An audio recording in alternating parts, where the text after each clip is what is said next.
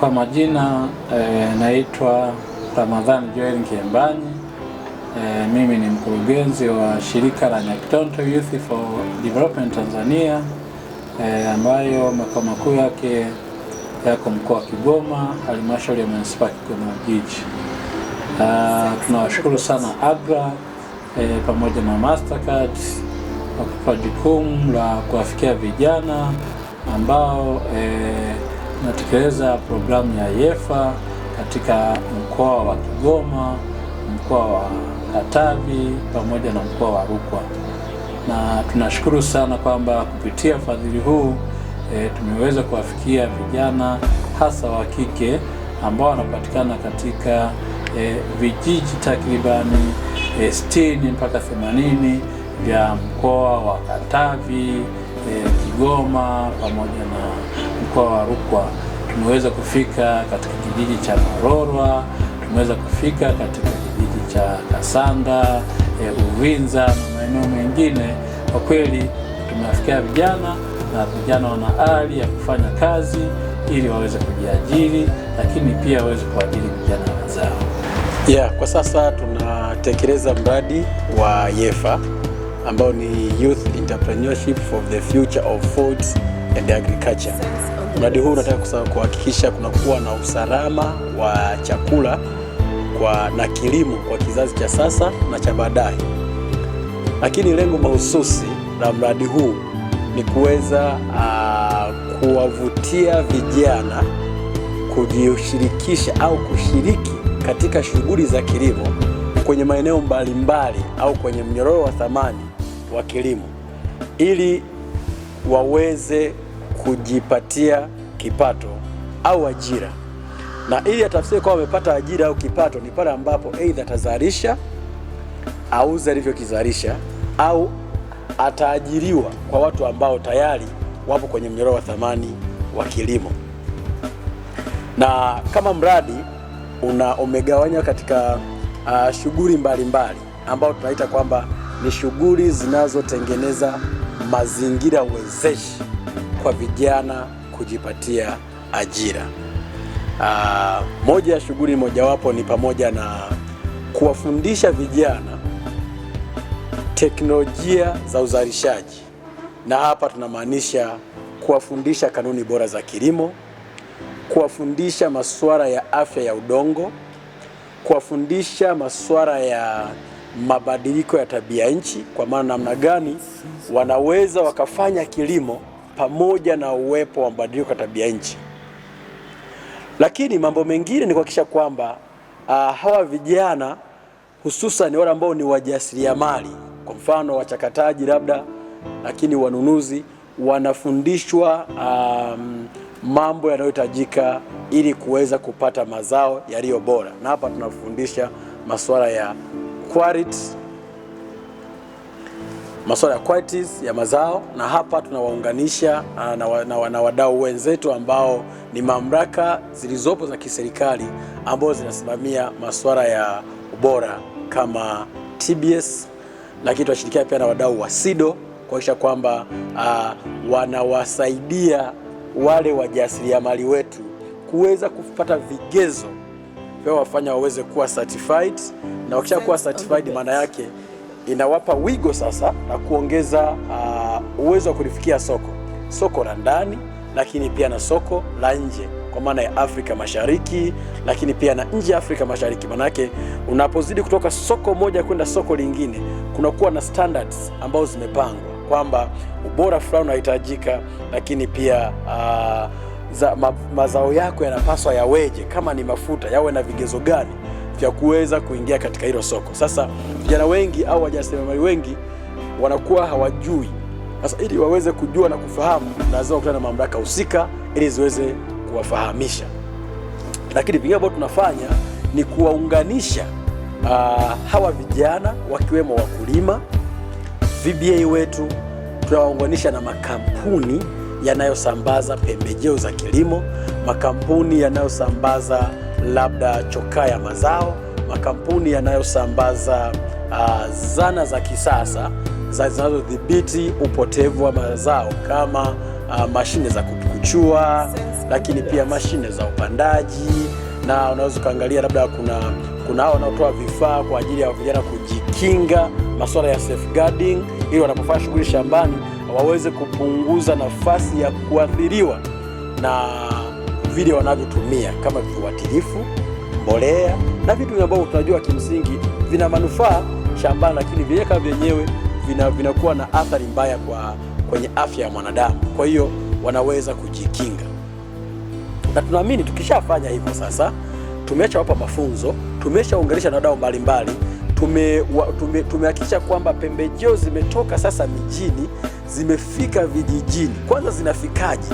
Hapo kuna vijana ambao wanapata fursa ya kuwa kama mawakala wa wauzaji wa pembejeo, kwa maana kwamba anaenda kijijini, anachukua mahitaji, akishachukua mahitaji anarudi kwa muuzaji wa pembejeo, aidha ni Habu Agrodira, anampa ile mahitaji, alafu wanakubaliana aidha Habu Agrodira achukue mzigo apeleke kijijini ambacho yuko VBA, wale wakulima wake wapate, alafu yeye aweze kupata commission, au ampatie mzigo VBA awapelekee ili yeye aweze kurudisha malipo ya ule mzigo ambayo alikuwa ameuchukua, huku yeye akipata faida. Mradi wa YEFFA unaotekelezwa na shirika la NYDT katika mikoa ya Kigoma, Rukwa na Katavi una malengo ya kuwafikia wakulima takribani 90,000, wajasiriamali wadogo na wakati 70, wakulima wawezeshaji 300, wazalishaji, wasambazaji na wauzaji wa pembejeo, vikundi mbalimbali vya wakulima hususan vijana, hufanya kazi na wachakataji wakubwa na wadogo wa alizeti, ambapo kwa ujumla wasaidie kutengeneza ajira 17,000 hadi kufikia mwishoni mwa mwaka 2027. Kwa jina naitwa Mikidadi Mbaruku, ni mkuu wa divisheni ya kilimo, mifugo na uvuvi, halmashauri ya wilaya ya Kasulu. Tunashukuru kwamba tuna wadau mbalimbali ambao tunatekeleza miradi mbalimbali, wakiwemo mradi huu wa YEFFA ambao wanatekeleza katika afua hasa ya vijana, kuangalia namna ambavyo vijana wanaweza wakashiriki katika shughuli mbalimbali za kilimo. Kitu ambacho kimekuwa ni changamoto kinaonekana kwa vijana ni mitaji. Halmashauri ya Kasulu kama zilivyo halmashauri nyingine katika nchi yetu ya Tanzania zinatekeleza kazi zake na majukumu yake kwa mujibu wa miongozo na taratibu ambazo tunapata maelekezo kutoka serikalini. Moja maelekezo ni kutenga fedha kwa maana ya yale mapato ya ndani, kunakuwa na ile 10% ambayo inatengwa kwa ajili ya kuwawezesha vijana, lakini kina mama na watu wenye ulemavu. Halmashauri ya Kasulu ni halmashauri ambayo ni ya kilimo na milango iko wazi, kwa sababu sisi pia kama idara tunahusika hasa katika kuhakikisha kwamba tunaunda vikundi, lakini kupitia pia hata hizi AMCOS. Kwa hiyo kwenye vikundi vya kina mama, vikundi vya vijana wanaweza pia wakafika halmashauri wakakutana na idara ya maendeleo ya jamii, pale watapata taratibu zote za kujiunga, lakini pia kuweza kunufaika na mikopo hii ya 10%. Hiki ni chanzo kizuri sana cha mtaji, kwa sababu mikopo hii kwanza haina riba. Ni mikopo ambayo kama wamechukua milioni 10 watarejesha milioni 10. Lakini ni mikopo ambayo inawasaidia kwa sababu pia inatolewa na inarejeshwa kwa muda maalum. Kuna viwango vya mikopo ambavyo vinaweza vikarejeshwa ndani ya mwaka mmoja, kuna viwango ambavyo vinaweza vikarejeshwa ndani ya miaka 2, na kuna kiwango kingine cha mkopo kinarejeshwa ikiwa ni kubwa kidogo, kuanzia milioni 50 kwenda juu, inarejeshwa ndani ya miaka 3. Kwa hiyo mimi na idara yangu tuko tayari kuwahudumia wakulima mbalimbali, hasa vijana na kina mama ambao wanaona kwamba mtaji wao kidogo umepungua. Milango iko wazi na halmashauri yetu itawahudumia, na fedha hizi zipo na wanakaribishwa. Lakini tuna wataalamu ambao watawasaidia pia, kwa sababu hii miradi ambao wataifanya, mradi wetu huu wa YEFFA utatusaidia kuibua miradi mbalimbali ndani ya mnyororo wa thamani wa mazao yetu haya, mazao ya maharage, mahindi, alizeti, lakini pia na mazao mengine Katika ule mnyororo wa thamani kuna namna mbalimbali ambavyo hawa vijana au kina mama wanaweza wakaingia na wakafanya. Wanaweza wakaingia kwenye uzalishaji shambani, wanaweza wakaingia kwenye kuongeza thamani, kwa maana wakachukua yale mazao wakayapanga katika madaraja, wakafungasha, lakini pia wakapeleka kwenye masoko, wakahifadhi kwenye maghala, wakapeleka masokoni. Lakini pia wanaweza wakachukua fedha kwa ajili ya kuanzisha hata mashine hizi ambazo zinakamua mafuta ya alizeti, na wao wakaweza kuuza tena bidhaa, sio tena kuuza alizeti, lakini wakauza bidhaa kwa maana mafuta ya alizeti ambayo yameshaongezewa thamani. Mimi naitwa Makulata Adam Mazina. Mimi ni mfanyabiashara wa mazao na bado ni mchakataji wa unga na kiwanda cha unga. Mimi na wafanyakazi 7, wa kike 2, wa kiume 5. Mimi nacho shauri kuhusu vijana wajiingize kwenye kilimo, wafanye biashara. Biashara ya mazao ni nzuri sana kwa vijana, kwa sababu sisi wote tumeanzia huko.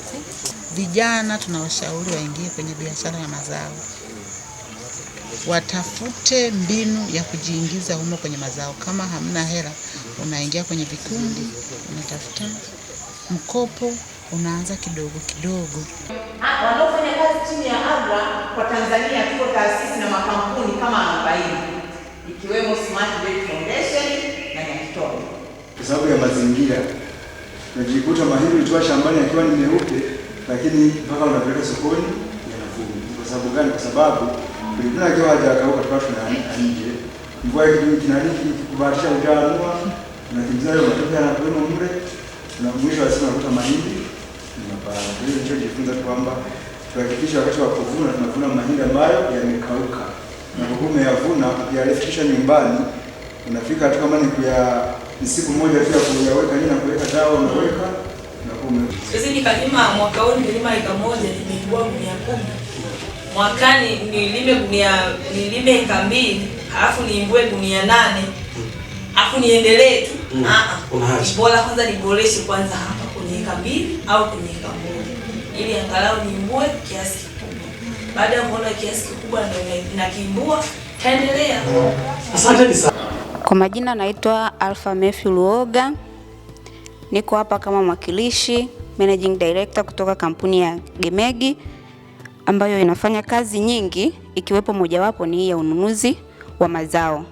Katika kampuni yetu tunajishughulisha na ununuzi wa mazao kama vile mahindi, maharage, muhogo pamoja na alizeti.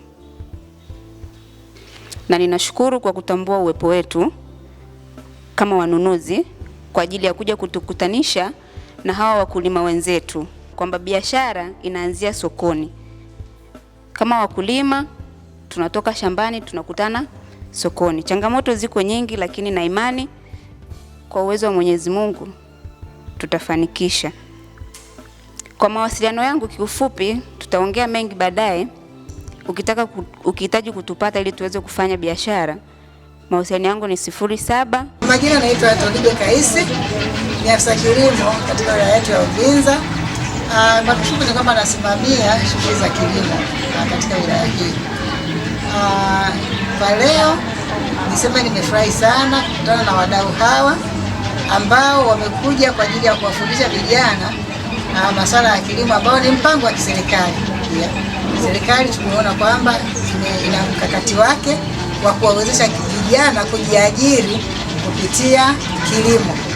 Kwa hiyo nawashukuru sana AGRA pamoja na Nyakitobe Youth Development na Smart Village Foundation ambao wamefika katika kijiji cha Basanza wilaya yetu ya Uvinza kwa ajili ya kuwafundisha vijana wa kike, na mpango huu unalenga sana vijana hususan wanawake kwa 70 au 80 ili waweze kujiajiri kupitia shughuli za kilimo.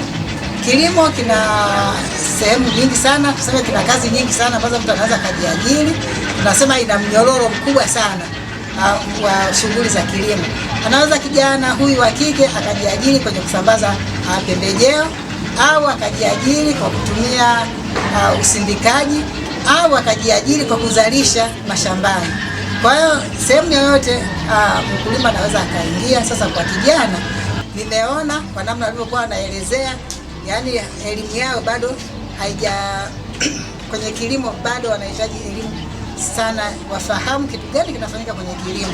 Kwenye uzalishaji pia wanahitaji kufahamu, lakini pia kwenye usambazaji wa pembejeo.